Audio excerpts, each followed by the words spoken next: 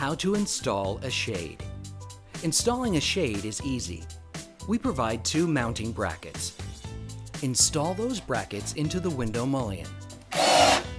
Adjust the chain so that the chain connector is 4 inches below the bracket on the back. The shade is on a tube. Make sure the tube is rolled completely. Place one end into the bracket. Snap the other end into the other bracket. Install the ball stops onto the chain.